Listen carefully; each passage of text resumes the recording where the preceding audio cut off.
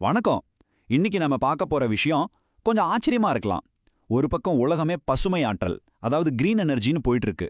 ஆனா உலகத்தோட பெரிய வல்லரசான அமெரிக்கா மட்டும் அப்படியே யூட்டர்ன் அடிச்சு திரும்பவும் ஆயில் பக்கம் போற மாதிரி தெரியுதே. அது ஏன்? அமெரிக்காவோட கொள்கையில ஏற்பட்டிருக்கிற இந்த பெரிய மாற்றத்துக்கான காரணங்களை தான் நாம அலச போறோம். யோசிச்சு பாருங்க. ஒரு பக்கம் டெஸ்லா மாதிரி எலக்ட்ரிக் கார்கள், மொட்டை மாடியில சோலார் பேனல்னு ஒரு உலகம். இன்னொரு பக்கம் பல வருஷம் பழசான எண்ணெய் கிணறுகள். இது ரெண்டு ஒரே நேரத்துல எப்படி சாத்தியம்? இந்த முரண்பாட்டுக்கு பின்னாடி ஒரு பெரிய ஜியோ பொலிட்டிக்கல் கேம் இருக்குன்னு இந்த சோர்ஸ் சொல்லுது. வாங்க அது என்னன்னு பார்க்கலாம். சரி, இந்த மாற்றத்தை புரிஞ்சுக்க நாம முதல்ல ஒரு முக்கியமான விஷயத்தை கவனிக்கணும். இது ஏதோ சாதாரணமா நடந்த ஒரு பாலிசி சேஞ்ச் இல்ல. அமெரிக்காவோட எண்ணெய் தொழில மறுபடியும் உலகத்துல நம்பர் 1 ஆக்குறதுக்கான ஒரு திட்டமிட்ட 3 இந்த ஆதாரம் சொல்லுது. இந்த மேற்கோளை பாருங்க.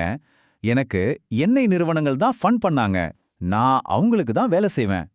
இது ரொம்பவே வெளிப்படையான ஒரு ஸ்டேட்மெண்ட். இதோட அர்த்தம் என்னன்னா, அமெரிக்காவோட வெளியுறவு கொள்கைகள் இப்போ சுற்றுச்சூழலை விட உலக மார்க்கெட்ல அமெரிக்க எண்ணெய்க்கு முதலிடம் கொடுக்கறத மட்டுமே குறிக்கோளா வச்சிருக்குன்னு இந்த ஆதாரம் வாதிடுது. அப்போ இது வெறும் அமெரிக்காவுக்குள்ள நடக்கிற விஷயம் இல்ல. இது ஒரு குளோபல் செஸ் கேம் மாதிரி. இதுல எண்ணெய்ங்கிறது வெறும் எரிபொருள் மட்டும் இல்ல, அதுவே ஒரு பயங்கரமான பொருளாதார ஆயுதமா மாத்தப்படுது. அப்படி என்ன ஆயுதம்? அமெரிக்கா எப்படி இந்த எண்ணெய் ஆதிக்கத்தை பயன்படுத்த போகுது? இப்போ நாம பார்க்க போற நம்பர் கொஞ்சம் தலை சுத்த வைக்கும். 500%. ஆமாங்க, 500%.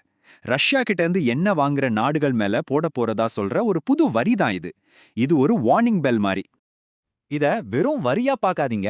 இந்தியா, சீனா, பிரேசில் மாதிரியான பெரிய பொருளாதார சக்திகள்கிட்ட ஒன்னு நாங்க சொல்றத கேளுங்க, இல்லனா மோசமான விளைவுகளை சந்திங்கன்னு சொல்ற ஒரு நேரடியான மிரட்டல் இது.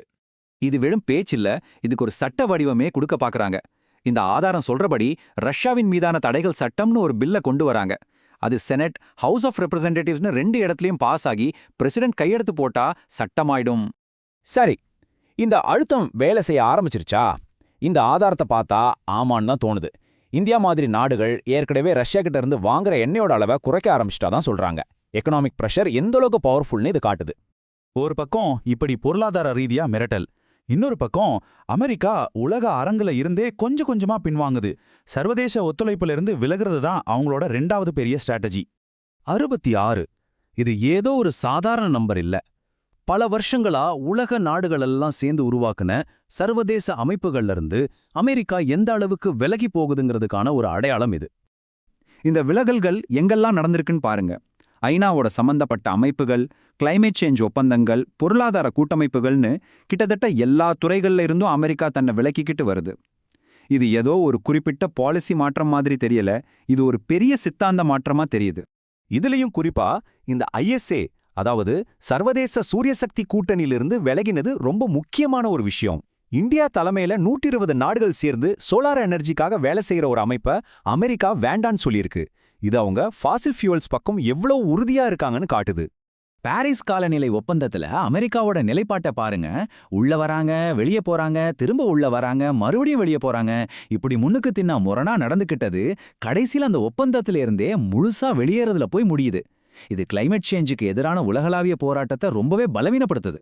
சரி, அமெரிக்கா இப்படி எண்ணெய் வளத்துக்கு முக்கியத்துவம் கொடுத்து சர்வதேச ஒப்பந்தங்கள்ல இருந்து பின்வாங்கினா இதோட விளைவுகள் என்னவா இருக்கும்? இது ஒரு குளோபல் நெருக்கடிக்கு வழிவகுக்கும்னு இந்த ஆதாரம் எச்சரிக்குது. இந்த அட்டவணை 2 அழக உலகத்தை காட்டுது. ஒரு பக்கம் கிரீன் எனர்ஜி, சர்வதேச ஒத்துழைப்புன்னு போற உலகம், இன்னொரு பக்கம் புதைப்படிவேறி பொருள் அமெரிக்கா ஃபர்ஸ்ட்னு சொல்ற ஒரு பாதை.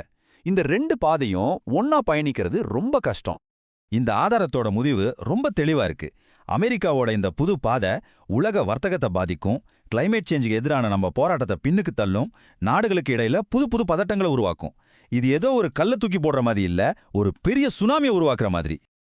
இந்த ஒரு வாக்கியம் இந்த ஆதாரத்தோட மொத்த வாதத்தையும் சுருங்க சொல்லிருது.